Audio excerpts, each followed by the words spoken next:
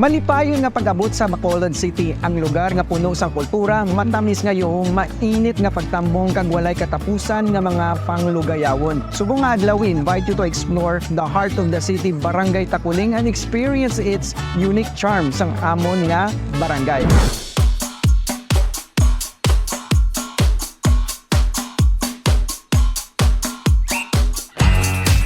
Nahamtang ang duog sang Takuling malapit sa kasing-kasing sang syudad sang Bacolod. Ang Takuling puno sang kabuhi kag malipayon nga komunidad. Sa dako nga populasyon, ang barangay is a lively hub. Puloy-an sang nanari-sari nga mga tawo nga mainayuhon kag mainabi-abihon. Nga ang balaging tawag ini nga Takuling. Sa diin nagalin ang pangalan nga Takuling, agud may bala naton iniiga istorya ni Lolo Tigme.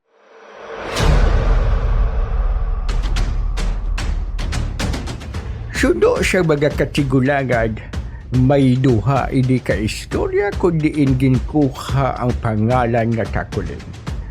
Suno sa mga sugilanon, may isa ka Kapitan Santos ang barko nga nagbakal sang dako nga duta. Kagintawag ini ang iya nga ginbakal nga duta nga Takuling, nga amuman ang pangalan sang iya nga barko.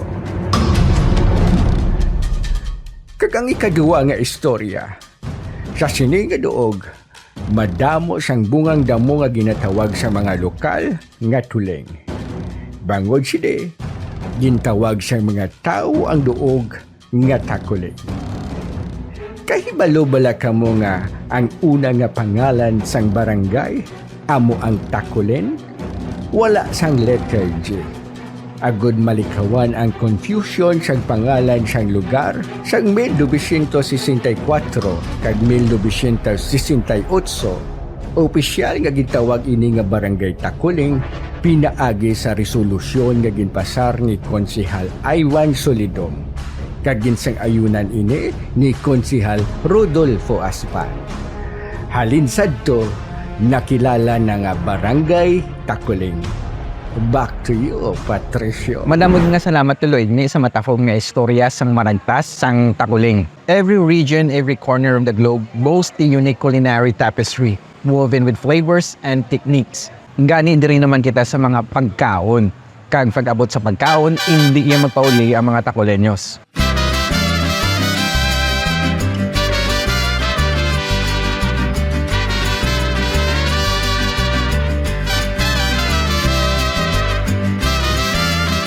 Takuling offers a taste of authentic local flavors, halin sa mga street foods pakadto sa mga fine dining resto and cafe.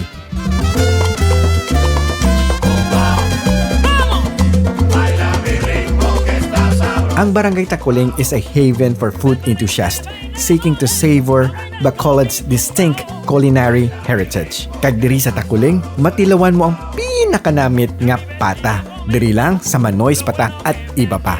Kung gusto mo magtilaw sang exotic food, ang sabaw nga ginatawag na Soup No. 5, pwede ka gikakadto sa Shusam Food House, ang may pinakanamit nga Soup No. 5. This Filipino recipe is said to have aphrodisiac effects. Ang ingredients naghalin ini sa parte sang kinatawo sang lalaki nga baka. Kag hindi lang ina ang ilang nga specialty, kundi gaserve man sila sang Bacolod's kanse. Kag madamo ka pa nga pilian. Gapangita ka bala pasalubong para sa mga pinalangga back home? Drop by at Margie's Pasalubong in Natos Cafe and you have plenty of sweet treats to choose from.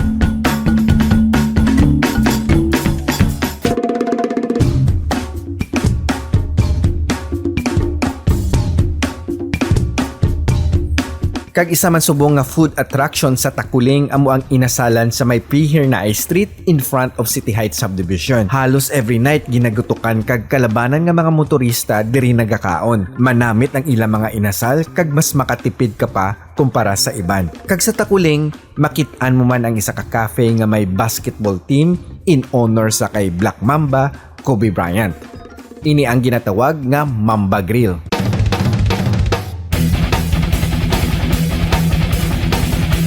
Pinoys are passionate when it comes to basketball. Kag recently gid lang ang Takuling basketball team nagkampiyon sa kay Congressman Greg Gasataya Basketball League 2023 tournament and won 500,000 pesos. Just like in any other barangays, may basketball hometown hero. Kag isa na dira si Cedric DVD nga isa sa nagpanguna para magdaog ang Barangay Takuling nga masungkit ang kampyonato.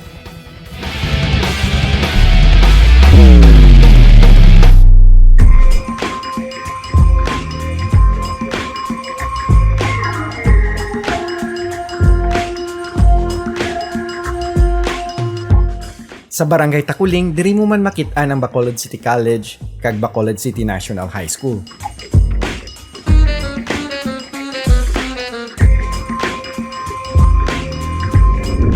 Sa government office naman, ari diri ang BIR kag DPWH. May ara man private hospital ang Takuling, ang Adventist Medical Center Bacolod.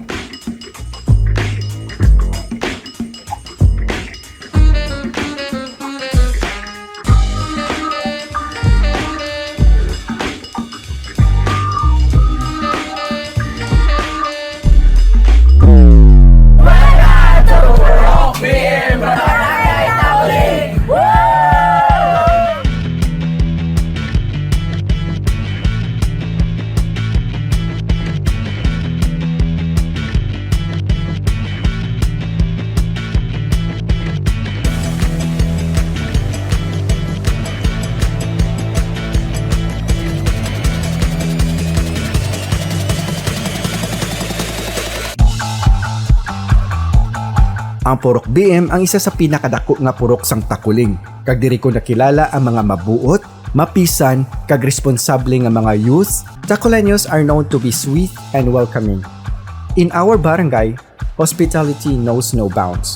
Ang amon katamis nga yuhom kag mainabi-abihon nga batasan welcomes you with open arms. Nga sa imo pagbisita, indi mo gid malipatan. Diskubriha ang katahom sa amon barangay, manamit nga mga pagkaon, and let's create lasting memories. Ini ang inyong alagad si Radyoman Patrick Bucabal, your one dining negrense sang RMN DYHB to Kib Negros and Earth Sunday Productions. Kita-kits naman kita sa sunod naman, nakon nga panglugayawon.